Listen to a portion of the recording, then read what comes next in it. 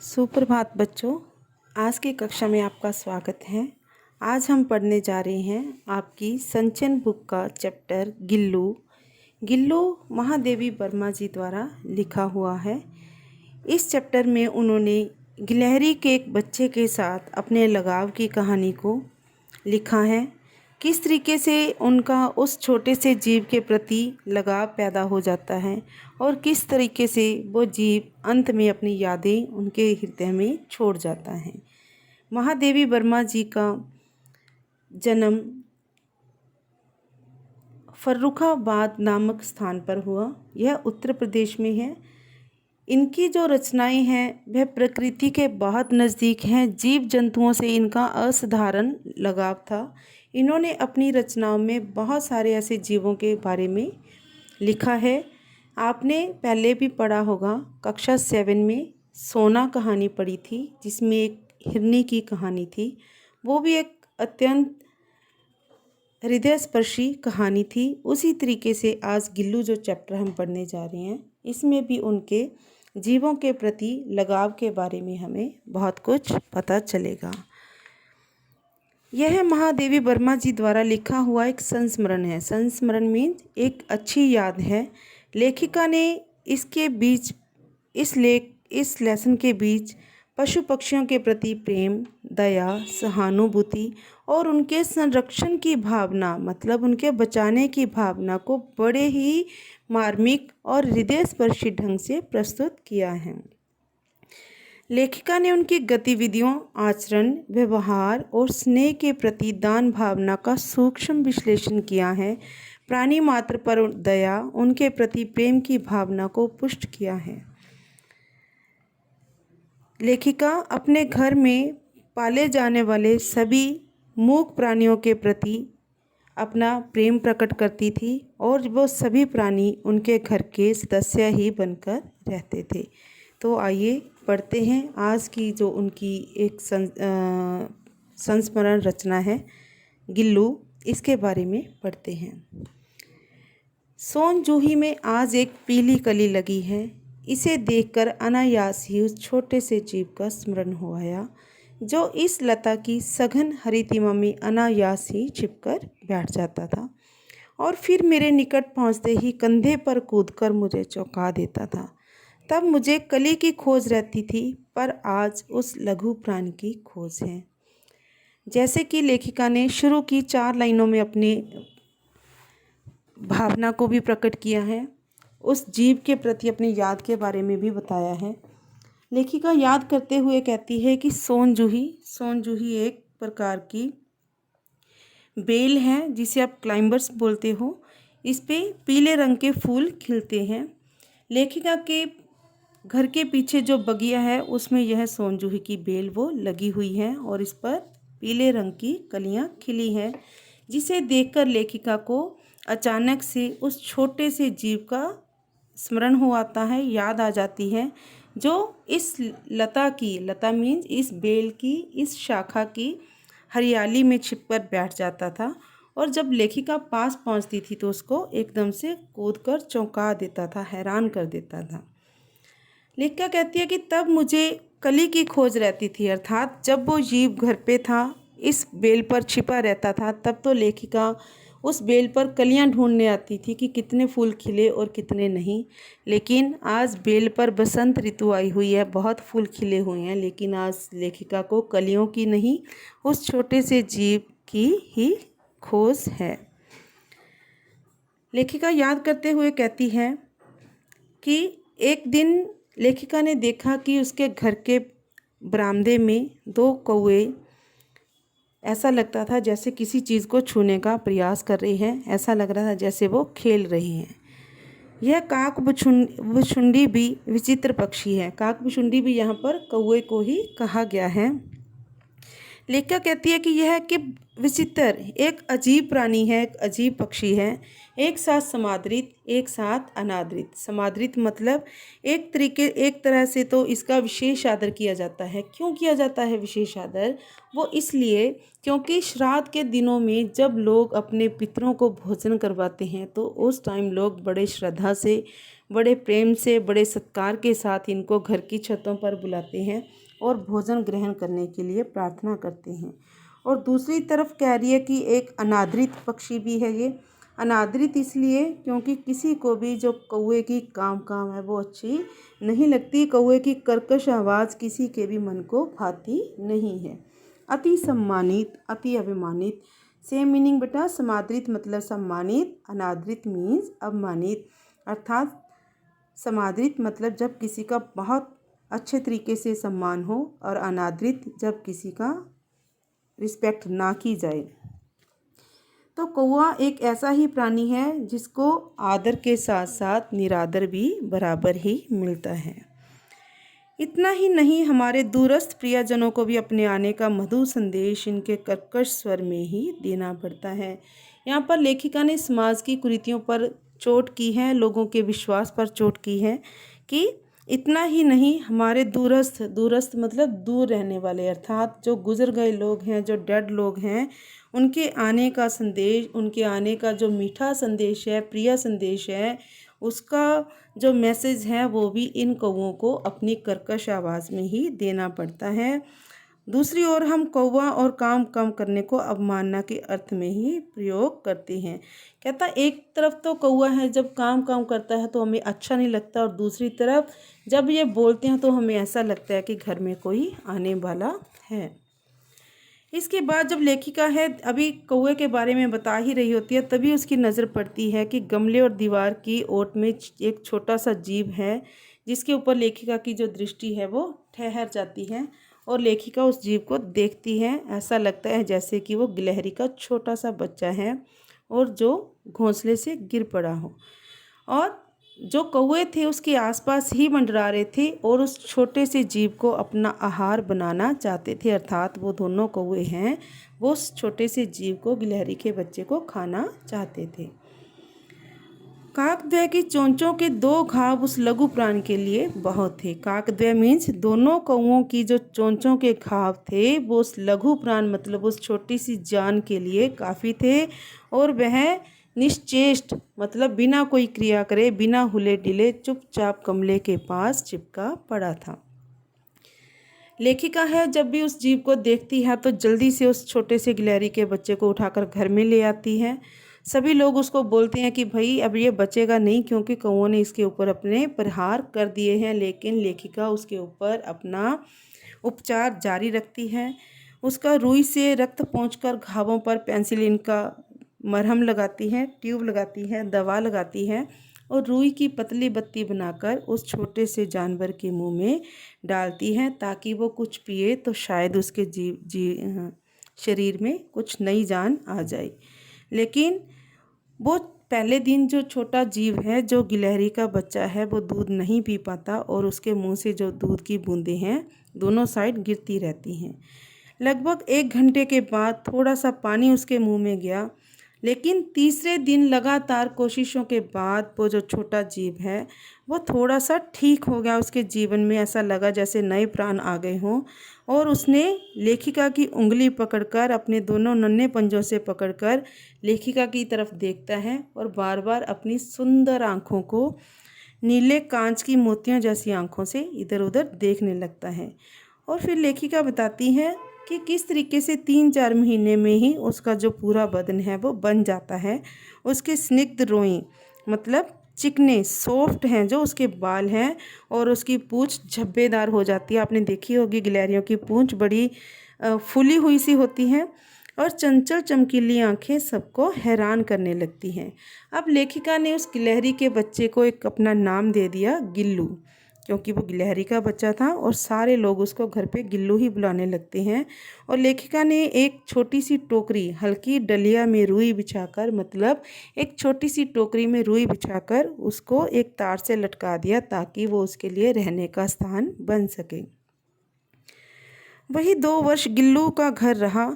स्वयं हिलाकर अपने घर में झूलता और अपनी कांच के मनकों सी आंखों से कमरे के भीतर और खिड़की के बाहर न जाने क्या देखता रहता था, परंतु उसकी समझदारी और कार्यकलाप पर सबको आश्चर्य होता था। वो था तो एक जानवर, लेकिन उसके जो कार्य थे वो सबको हैरान करते थे। जब मैं लिखने बैठती तब अपनी और मेरा ध्यान आकर्षित करने की इतनी तीव्र इच्छा होती थी कि उसने एक अच्छा उपाय खोज निकाला। अब छोटा सा जो वो जीव है वो भी लेखिका के साथ अपना जो लगाव है वो महसूस करने लगा है और अपने क्रियाकलापों से, अपने कामों से वो लेखिका को भी महसूस करवाता है। कैसे? वह एक पैर तक आकर एकदम से पर्दे पर चढ़ जाता, सर्र मतलब एकदम से पर्दे पर चढ़ जाता और फिर उतनी ही तेजी से नीचे उतरता। वह तब तक ये काम करता रहता था जब तक लेखिका उसको पकड़ने के लिए उठ नहीं जाती थी। फिर लेखिका कभी कभी परेशान होकर उसको एक लंबे लिफाफे में इस तरीके से बंद करके रख देती कि उसके दोनों पंजे और सिर के बिना उसका सारा लघु गात, मतलब लघु मीन छोटा, गात मीन शरीर, कि उसका बाकी सारा जो छोटा सा शरीर था वो लिफाफे के भीतर ही बंद रहता था। इस अद्भुत स्थिति में भी कभी कभी घंटों मेज पर दीवार के सहारे खड़ा रहकर वह अपनी चमकीली आंखों से लेखिका को देखता ही रहता था। भूख लगने पर चिक चिक करके लेखिका को वो सूचना देता था और काजू या बिस्किट मिल जाने पर उसी स्थिति में लिफाफे के बाहर वाले पंजों से पकड़कर उसको कुतर कर खाता रहता था। अब गिल्लू है थोड़ा बड़ा हो गया है, 2 साल का हो गया है, तो गिल्लू के जीवन का प्रथम वसंत आया। लेखिका कहती है कि बाहर की बगिया में जो नीम और चमेली के जो पौधे लगे हुए थे उनकी जो खुशबू है लेखिका के कमरे में आने लगती है और बाहर की जो डालियों पर हैं गिलहरियां भी घूमने लगती हैं। जो गिल्लू है वह कमरे की जाली के पास जाकर चिक चिक करता था और बाहर की गिलहरियां भी बाहर जाली के पास आकर चिक चिक करके ना जाने गिल्लू से क्या कहती रहती। इस तरीके से गिल्लू को वहाँ पर बैठा देखकर और गिलहरियों को वहाँ आता देखकर लेखिका के मन में विचार आया कि शायद मुझे अब इसे बाहर जाने देना चाहिए।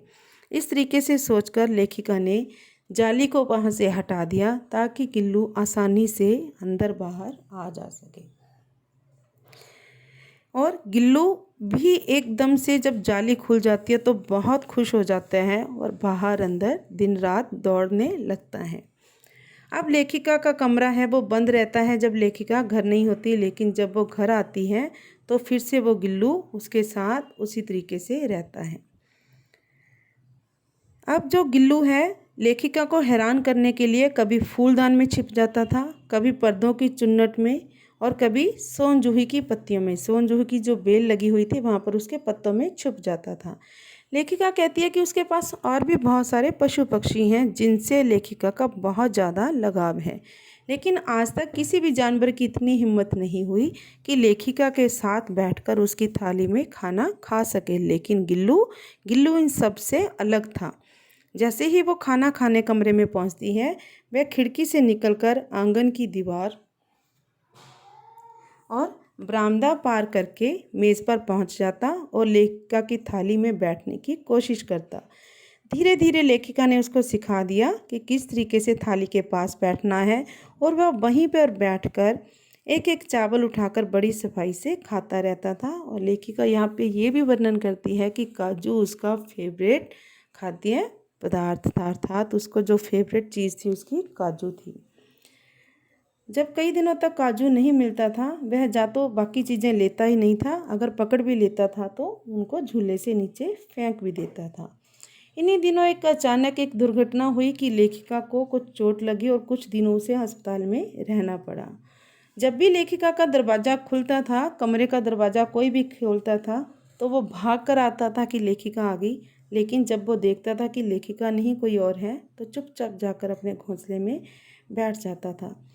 बाकी के जो घर के लोग थे वो भी उसका ध्यान रखते थे, उसको खाने के लिए पीछे से काजू वगैरह देते रहे। लेकिन जब लेखिका कुछ ठीक होकर घर वापस आई, उसने झूले की सफाई की तो लेखिका को वो काजू उसी तरीके से झूले में भरे हुए मिले, जिससे पता चला था कि गिल्लू ने भी उनकी एब्सेंट को बहुत ज़्यादा महसूस किया है और उसके पीछे से उसने खाया भी नहीं था। इसके बाद जब लेखिका भी अच्छी तरह से ठीक नहीं हुई थी, बिस्तर पर लेटती है तो गिल्लू चुपचाप आकर उसके पिल्लों के पास, तकिए के पास बैठ जाता था और अपने छोटे छोटे पंजों से उसके बालों को सहलाता रहता था। और जब कभी वो इधर उधर हट जाता था तो लेखिका को ऐसा लगता था जैसे कोई पास में केयर करने वाला बैठा था और वो दूर हो गया हो। गर्मियों में जब मैं दोपहर में काम करती तो गिल्लू ना बाहर जाता ना झूले में बैठता। अब गर्मियों के मौसम आ गया था, जब लेखिका दोपहर में अपना काम करती थी तो गिल्लू लेखिका के पास ही रहता था। कैसे? उसने एक नया तरीका खोज लिया था। लेखिका के पास पानी रखने के लिए घड़े जैसी एक सुराही रखी होती थी जिसमें पानी ठंडा रहता है। और वो क्या करता था गिल्लू, गर्मी की वजह से वो सुराही के ऊपर लेट जाता और इस तरीके से वो लेखिका के पास भी रहता और उसे ठंडक भी मिलती रहती। नेक्स्ट लेखिका बताती है कि जो गिलहरियाँ होती हैं उनका जो लाइफ सर्कल है, उनकी जीवन है वो 2 साल का ही होता है। अब गिल्लू भी 2 साल का हो चुका था तो संभव था कि किसी भी दिन उसके जीवन का अंत हो सकता था। दिन भर एक दिन ऐसा ही कुछ हुआ कि एक दिन उसने सारा दिन ना कुछ खाया, ना बाहर गया, ना अंदर, किसी तरीके से किसी के साथ उसने कोई हरकत नहीं की। और रात में अंत की यातना में भी वह अपने झूले से उतरकर मेरे बिस्तर पर आया और ठंडे पंजों से मेरी वही उंगली पकड़कर हाथ से चिपक गया जिसे उसने अपने बचपन की मरणासन स्थिति में पकड़ा था।